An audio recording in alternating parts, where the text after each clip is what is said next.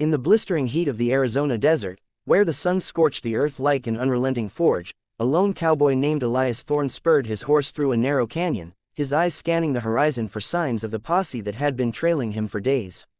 But fate had other plans that fateful afternoon. As he rounded a jagged outcrop, he stumbled upon a scene that would forever alter the course of his weary life. A group of roughneck outlaws encircling a young Apache woman, her dark hair whipping in the wind as she clutched a small bundle to her chest, defiance blazing in her eyes despite the fear that trembled in her stance. Without a second thought, Elias drew his revolver, his voice thundering across the rocks like a storm breaking, demanding they back off, but the outlaws laughed, knives glinting in the sunlight as they lunged, and in the chaos that ensued, Elias fought like a man possessed, taking stab after brutal stab, 5 in total, each one a fiery agony tearing through his flesh, to shield her from their vicious blades, his blood soaking the parched sand as darkness claimed him, his last vision her grateful, tear-streaked face hovering above.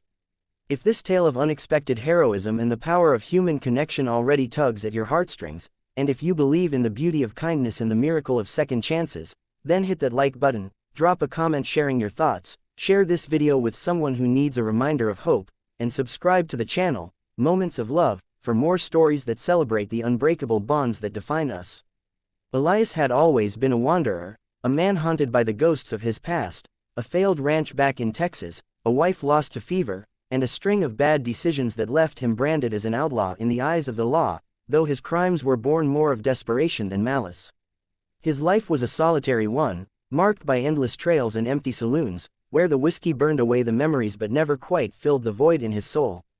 The Apache woman, whose name he would later learn was Nayeli, meaning, I love you, in her people's tongue, had been fleeing her own tribulations, her village raided by the same band of outlaws seeking to claim sacred lands for their greedy mining operations. She had escaped with nothing but the clothes on her back and a precious heirloom necklace passed down from her grandmother, a symbol of resilience amid generations of hardship. As Elias lay bleeding out under the merciless sun, Nayeli dragged his limp body to a hidden crevice, stemming the flow of blood with strips torn from her own dress, her hands steady despite the terror gripping her heart, knowing that saving this stranger, a white man, no less, could invite the wrath of her tribe, who had long suffered at the hands of such intruders. Days blurred into nights in Elias's fevered delirium, his body racked with pain from the deep gashes across his chest and arms, infections threatening to claim what the knives had spared, as he drifted in and out of consciousness in a makeshift shelter Nayeli had fashioned from branches and hides. She tended to him with herbs gathered from the desert floor, crushing sage and yarrow into poultices that drew out the poison, her soft chants echoing in the twilight, invoking spirits for his healing in a language that sounded like poetry to his fading ears. The challenges mounted relentlessly, Elias's wounds reopened with every restless movement, forcing him to confront the fragility of his own mortality, while Nayeli risked discovery by venturing out for water and food, evading patrols of both outlaws and cavalry scouts who viewed her people as savages to be subdued. In his lucid moments, Elias grappled with the why of it all. Why had he thrown himself into harm's way for a woman he didn't know, from a world so alien to his own? It stirred old wounds, reminders of his lost wife, whose gentle kindness he had failed to protect, fueling a deep-seated guilt that now mingled with gratitude, creating a storm of emotions that left him vulnerable, his hardened facade cracking like dry earth under rain. As Elias's strength slowly returned, propped against a rock with the stars wheeling overhead, Nayeli shared fragments of her story in halting English, painting vivid pictures of her life among the Apache, days spent weaving baskets by the river, nights around fires where elders spun tales of ancestors who roamed free before the white man's encroachment, and the recent horrors of raids that stole her brother and scattered her kin. Elias, in turn, opened up about his own burdens, his voice rough from disuse, recounting the ranch fire that took everything, the accusations of cattle rustling that weren't entirely unfounded, and the loneliness that had become his constant companion, a shadow longer than the canyons themselves. Their conversations built a fragile bridge across cultural chasms, but the struggles intensified when Nayeli's two sisters, Lomasi and Kiona, tracked her down after days of searching, their arrival a tense standoff as they eyed the pale stranger with suspicion, weapons drawn, debating in rapid Apache weather to end his life or honor Nayeli's plea for mercy. Elias, too weak to defend himself, could only watch as the three women argued, their faces illuminated by the flickering campfire, a tableau of fierce loyalty and wary curiosity that underscored the deep divides born of history's cruelties.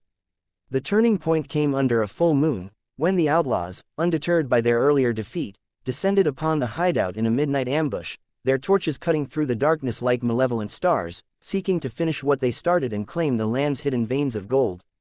Elias, though still bandaged and aching, rose to the occasion, his revolver barking in the night as he stood shoulder to shoulder with the 3 Apache women, who wielded bows and knives with lethal precision honed from years of survival. The battle was a whirlwind of chaos, arrows whistling through the air, gunfire echoing off the rocks, blood mingling with dust as enemies fell one by one, but not without cost. Lomasi took a grazing bullet to her arm, and Elias reopened his wounds, collapsing mid-fight, only to be shielded by Kiona, who dragged him to safety while Naeli delivered the final blow to the outlaw leader, her arrow finding its mark in a moment of poetic justice. In the aftermath, as dawn painted the sky in hues of pink and gold, the 4 of them sat amid the ruins, bound by shared peril, the barriers of distrust crumbling like sandstone under erosion, replaced by a tentative alliance forged in fire.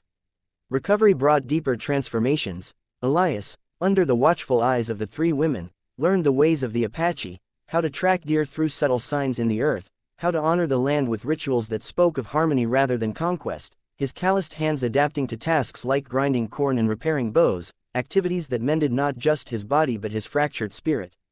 Naeli's sisters, initially guarded, began to see the man beneath the cowboy hat, a soul scarred by loss, much like their own people, and in quiet moments, they shared laughter over his clumsy attempts at their language, or stories of their childhood games in the mesas, drawing him into a fold of sisterhood that filled the emptiness he had carried for so long.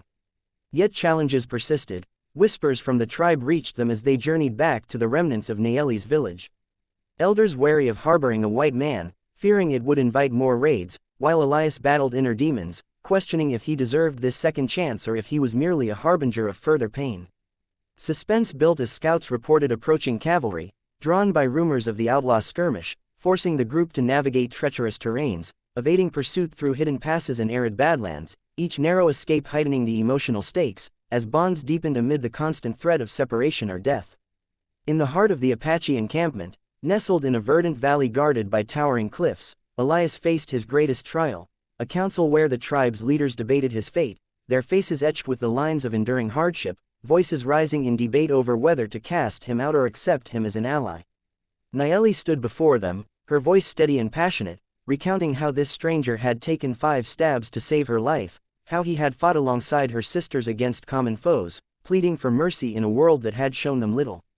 Lomasi and Kiona added their testimonies, describing his humility and willingness to learn, and in a pivotal moment, Elias himself spoke, his words translated by Naeli, admitting his past wrongs and vowing to protect their people as his own, his eyes meeting hers with an unspoken depth that transcended language. The council's decision hung in the balance, suspense thick as smoke from the sacred fire, until the eldest shaman nodded, recognizing in Elias a spirit reborn, granting him sanctuary and igniting a spark of hope that rippled through the community, symbolizing the possibility of healing old wounds. As seasons turned, Elias integrated fully, his life intertwining with Naeli's in a quiet romance that bloomed like desert flowers after rain, stolen glances during hunts, shared silences under starlit skies, and eventually a union blessed by the tribe, where he found not just love but a family in her sisters, who became his own, teaching him the value of community over isolation. The challenges of blending worlds persisted, occasional clashes with encroaching settlers, the ache of cultural differences, but each was met with growing resilience, Elias transforming from a broken drifter into a guardian of the land, his scars a testament to redemption. The outlaws, threat faded into legend, replaced by tales told around fires of the cowboy who rose from near death, awakened by 3 Apache women who saw his worth when he could not, a story that inspired the tribe to extend hands where once they raised arms, fostering fragile peace with neighboring settlements. In the end, as Elias stood atop a mesa overlooking the vast expanse, Naeli by his side, their hands clasped against the wind, he reflected on the improbable path that led him here, from a life of aimless wandering to one rich with purpose, kindness repaid in ways he never imagined, proving that even in the harshest landscapes, second chances could take root and flourish. The sun set in a blaze of glory, casting long shadows that danced like memories, leaving a profound sense of wholeness that mended the fractures of his soul. If this story of courage, redemption, and the transformative power of love has touched your heart, stirred emotions you didn't expect, or reminded you of the beauty in human connections, then please like this video, comment below with what moved you most, share it with friends who might need its inspiration, and subscribe for more heartfelt tales on Moments of Love. And before we part ways, I have a special request. Comment your favorite line from this story below. It could be the hook that grabbed you or the ending that lingered, so we can celebrate these moments together.